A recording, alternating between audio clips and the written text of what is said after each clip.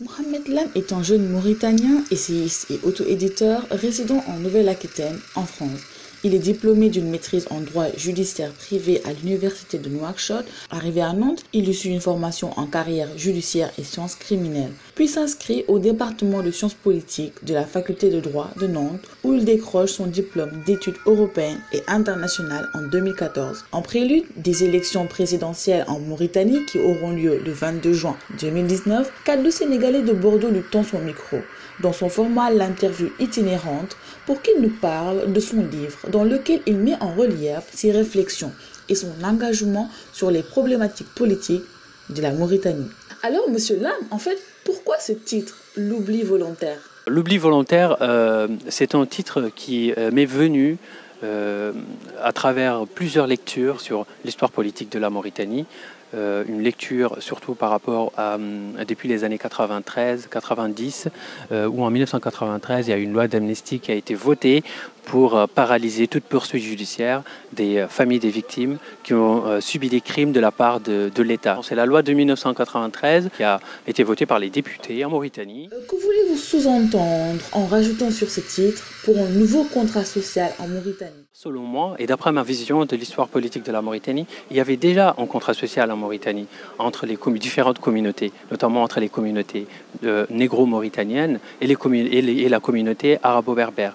Et donc, avant 1958, il y a eu cette symbiose, il y a eu cette histoire qui est racontée, il y a eu cette histoire qui lie les deux Mauritanies, qui lie la Mauritanie noire et la Mauritanie blanche. Et 2 ans après 1958, naturellement, c'est les indépendances dans toute l'Afrique de l'Ouest. La Mauritanie a mis à la tête de l'État Mokhtar Ould Daddah, qui a orienté le pays vers plus d'arabes, plus d'arabisation. Et donc, depuis lors, il y a eu une certaine fracture. Il y a 2 Mauritanies. Il y a la Mauritanie des Noirs mauritaniens, des Nord-Mauritaniens, et la Mauritanie des Arabo-berbères. Et cela par tout simplement l'imposition de la langue arabe. Maintenant, monsieur Lam, pour rythmer l'entretien itinérant, pouvez-vous nous lire, s'il vous plaît, un passage de votre livre? De l'identité nationale. Ce qui lie une personne à un pays, c'est d'abord l'amour qu'elle porte à celui-ci, l'amour de sa patrie, un sentiment d'appartenance, un attachement à des valeurs, des principes, des traditions.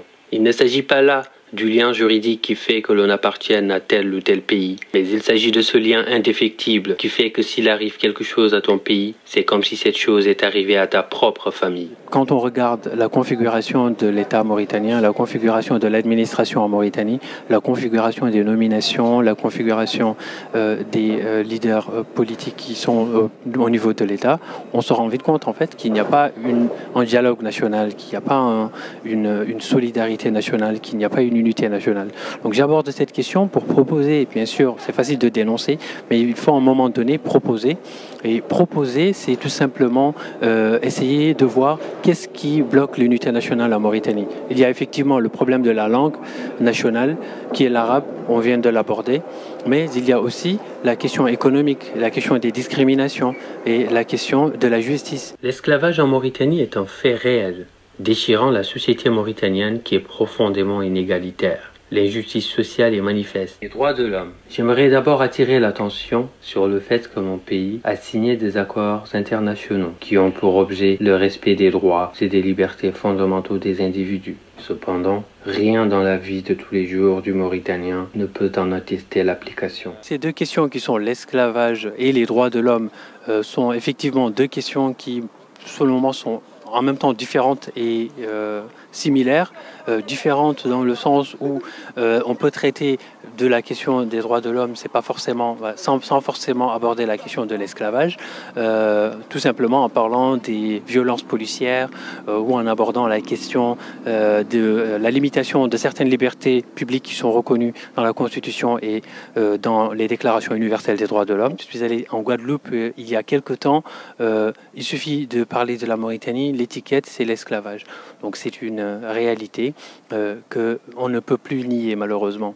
L'esclavage existe, il a existé bien sûr, il y a des séquelles mais il existe encore aujourd'hui, il faut l'admettre et l'admettre c'est tout simplement pouvoir mettre en place au moins des sanctions, c'est-à-dire multiplier les sanctions pénales parce qu'il en existe. Après les militants des droits de l'homme critiquent justement ces dispositifs parce qu'ils sont pas, ils ont pas été ils ne sont pas très bien appliqués. Le vivre ensemble ne se décrète pas. Ce n'est pas avec des lois que l'on peut décider de résoudre certaines questions. Beaucoup d'ombres existent dans l'histoire de la Mauritanie. Des hommes sont tombés sous les coups de l'injustice étatique, torturés jusqu'à la mort, pendus, humiliés, déportés et pour les moins chanceux, sommairement exécutés. Pour qu'un vivre ensemble soit réalisable, l'hypothèse d'un pacte social et républicain n'est pas exclue. Un pacte dans lequel les catégories ethniques se rencontreront pour bâtir une nouvelle Mauritanie. C'est un sujet qui aujourd'hui est très important. Maintenant, moi j'ai beaucoup de problèmes avec les notions qui sont importées. Les populations vivent ensemble depuis des décennies. Aujourd'hui, si on parle de cette notion, c'est parce qu'il y a un problème. Donc la question n'est pas tant celle de vouloir coûte que coûte vivre ensemble, car il faut une certaine volonté aussi de la part des différentes communautés pour pouvoir aller vers l'autre. Et ce travail, ce n'est pas à l'État de jouer ce rôle. L'État, bien sûr, a un rôle de participer à l'unité nationale, un rôle de jouer à la question politique. L'unité nationale tant recherchée en Mauritanie est-elle réalisable vu la multiculturalité de son peuple? Ne faut-il pas d'abord résoudre la question de l'identité mauritanienne? Les notions d'identité, d'unité nationale ont maintes fois été soulevées, mais rien dans la pratique ne peut prouver que ces questions sont prises au sérieux.